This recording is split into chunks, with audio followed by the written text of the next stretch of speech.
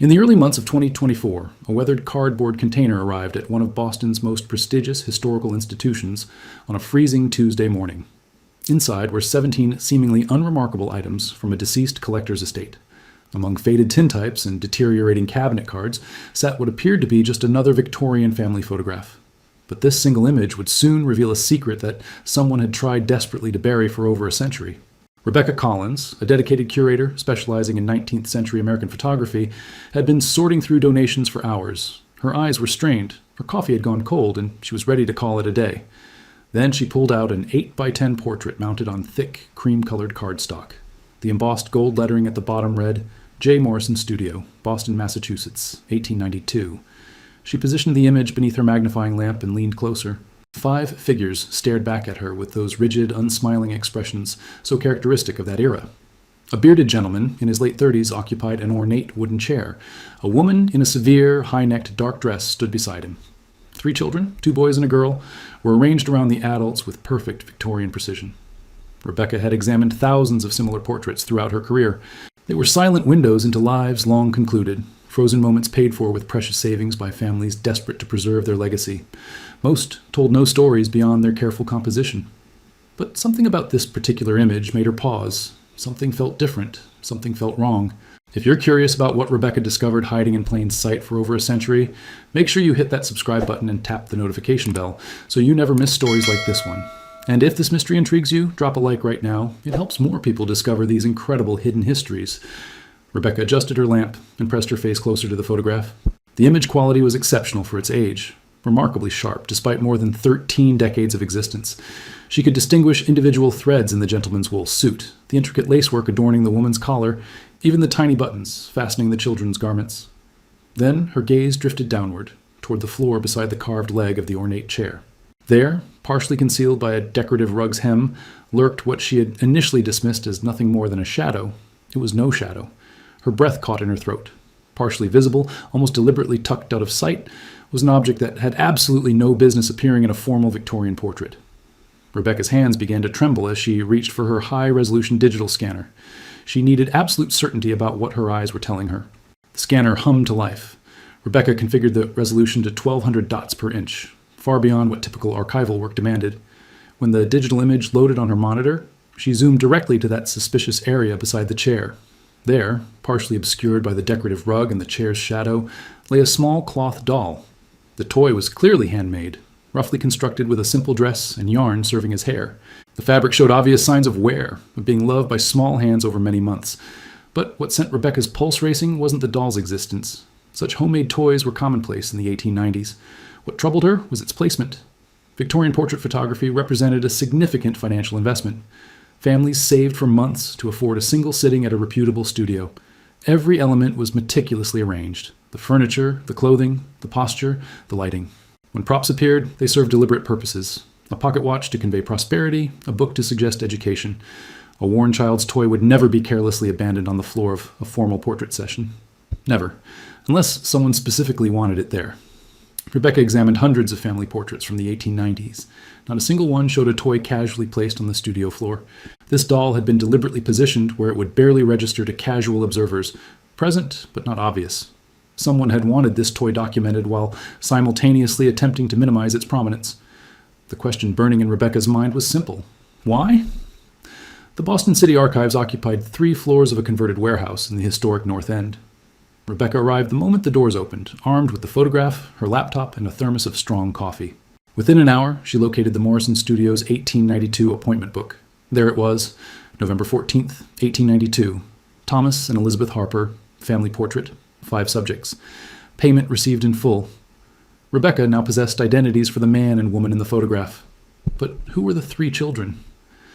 She relocated to the birth records section, pulling heavy volumes covering the years 1882 through 1890.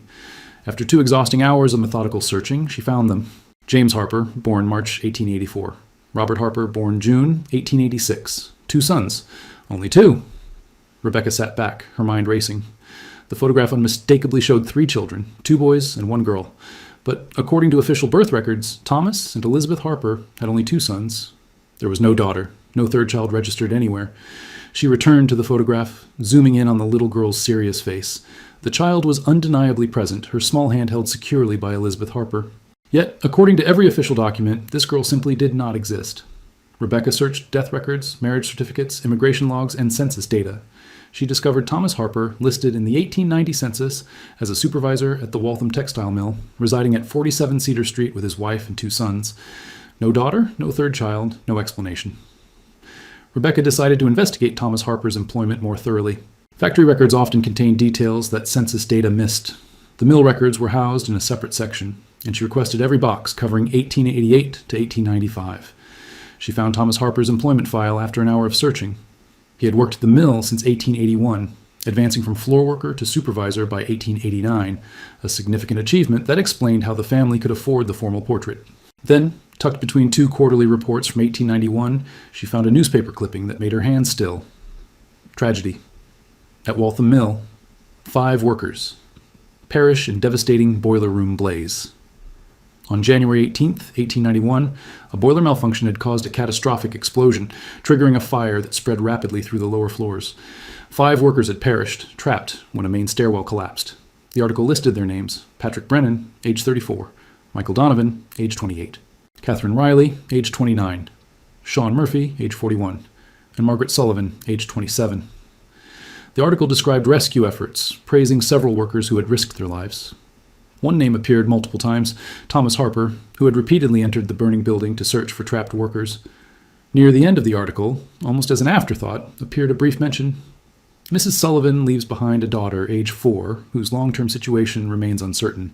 The child's father died of pneumonia in 1889, leaving Mrs. Sullivan the sole support of her small family. Rebecca's mind connected pieces scattered across 130 years.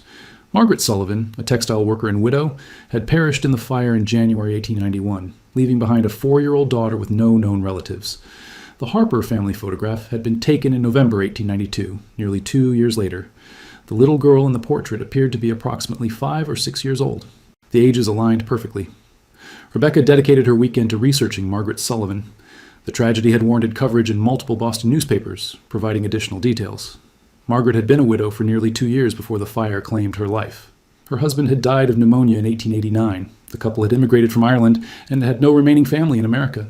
Margaret had worked the early morning shift, starting at 5 o'clock, which explained why her daughter hadn't been with her during the fire. The articles mentioned that neighbors had cared for the child in the immediate aftermath, but none specified what happened long term. On Monday, Rebecca traveled to the Massachusetts State Archives to search orphanage records. Boston had several institutions that cared for children in the 1890s. If Margaret Sullivan's daughter had been placed in any official institution, there should be a record. She worked through admission registers for January through December 1891. The names were heartbreaking: dozens of children deposited by desperate parents or orphaned by disease and accident. But she found no admission matching Margaret Sullivan's daughter. Rebecca sat back, increasingly certain of what had happened. The child hadn't gone to an orphanage because someone had taken her in privately, someone who had been at the mill during the fire, someone who felt responsible: Thomas Harper. She returned to the photograph with fresh eyes, the worn cloth doll beside the chair. Had Margaret Sullivan made it for her daughter? Was it the only possession the child had carried from her old life into her new one? The placement made perfect sense. The Harpers had positioned it carefully, visible but not prominent. They were acknowledging the truth of the child's origins while presenting her as their daughter. Rebecca needed proof beyond circumstantial evidence. She returned to the Boston Public Library and dug through school enrollment records for the Cedar Street area. She found what she was seeking in the records of the Cedar Street Primary School. The enrollment register for 1892-1893 listed 3 children from the Harper household: James Harper, age 8, Robert Harper, age 6, and Anna Harper, age 5. Anna Harper, a name that appeared nowhere in birth records, nowhere in census data prior to 1892. She had simply materialized in the Harper household. Thomas and Elizabeth Harper had taken in Margaret Sullivan's orphaned daughter after the fire.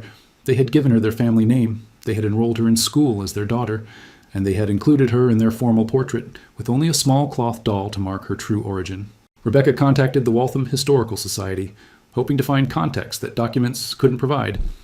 A volunteer coordinator named Dorothy invited her to visit their museum, which maintained oral history interviews recorded in the 1970s and 1980s with elderly residents who had grown up in the Mill District. Rebecca drove to Waltham on a rainy Thursday morning. Dorothy, a woman in her 70s with silver hair and sharp eyes, led her to a room filled with transcripts. The 1891 fire left deep scars in this community, Dorothy explained. Many families lost someone that day. Rebecca spent hours reading through the transcripts. Then, in an interview from 1979 with a woman named Helen, who had been born in 1895, she found something remarkable. The Harpers lived 2 houses down from us on Cedar Street. Mr. Harper was well-liked, a fair supervisor. They had 3 children, 2 boys and a girl. My mother told me the girl wasn't theirs by birth, but they loved her just the same. Mother said Mrs. Harper's heart broke for the child after her real mother died in the terrible fire. They took her in when others wouldn't, raised her as their own. Nobody talked about it openly. In those days, you didn't pry into such things, but everyone knew, and everyone respected them for it. Rebecca read the passage 3 times, her eyes burning with sudden emotion. The community had known Anna wasn't the Harpers' biological daughter, but they had protected the family's privacy.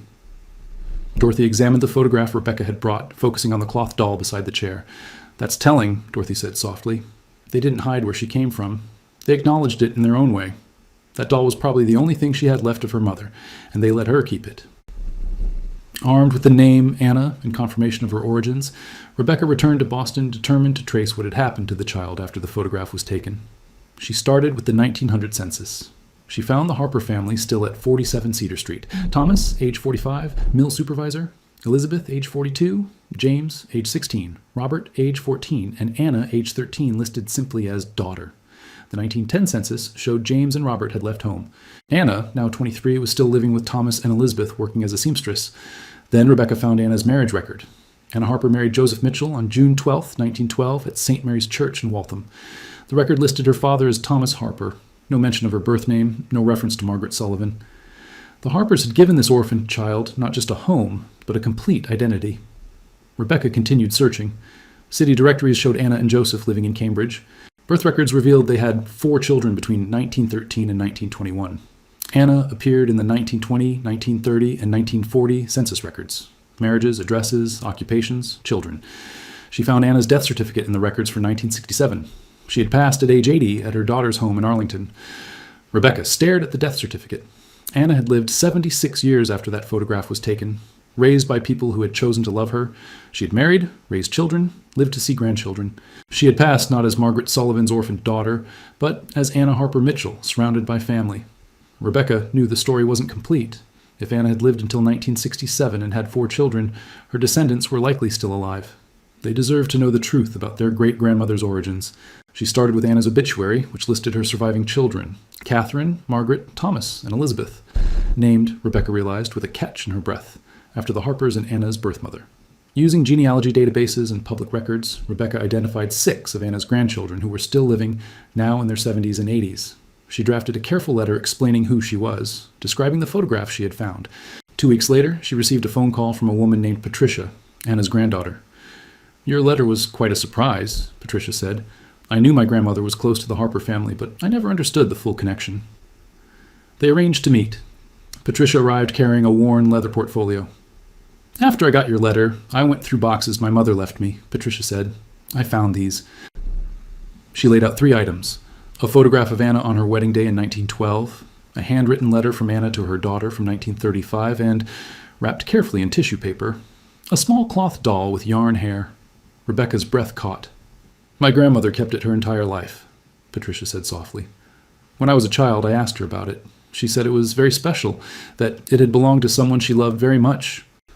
Rebecca showed Patricia the scanned portrait, zooming in on the doll beside the chair. Patricia leaned close, comparing the doll in the photograph to the one on the table. They were identical, the same construction, the same yarn hair, even the same small tear in the fabric. "My God!" Patricia whispered. "She kept it all those years, from the photograph until the day she passed?"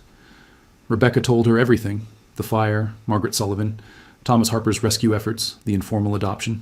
Patricia listened with tears streaming down her face. "She was loved," Patricia said quietly, "by 2 families, by her birth mother who made this doll for her, and by the Harpers who gave her everything else." Patricia called a family meeting, inviting all of Anna's living descendants. 17 people gathered at her home: grandchildren, great-grandchildren, and 2 great-great-grandchildren. Rebecca presented her findings, displaying the 1892 Harper family portrait on a large screen. She zoomed in on the cloth doll, then revealed the actual doll Patricia had preserved. Gasps rippled through the room. She walked them through everything: the rescue efforts, Thomas Harper's heroic role, the appearance of Anna in the Harper household, and the photograph that documented her new family. Thomas and Elizabeth Harper took her in privately, Rebecca explained. This wasn't legal adoption. Those were rare and expensive in the 1890s. They simply brought her into their home and raised her as their daughter. The community knew, but they protected the family's privacy. An elderly man raised his hand. Did she know? Did my grandmother know she was adopted? Rebecca hesitated. Based on the evidence, I believe she did. The fact that she kept the doll her entire life suggests she remembered her birth mother. But in the 1890s, such things weren't discussed openly. She was raised as a Harper, and that became her identity. Patricia stood and carefully held up the cloth doll. This is what my grandmother carried from one life into another. Her birth mother made this for her. The Harpers let her keep it, and she treasured it for 76 years. The presentation ended with embraces, tears, and long conversations that stretched into the evening.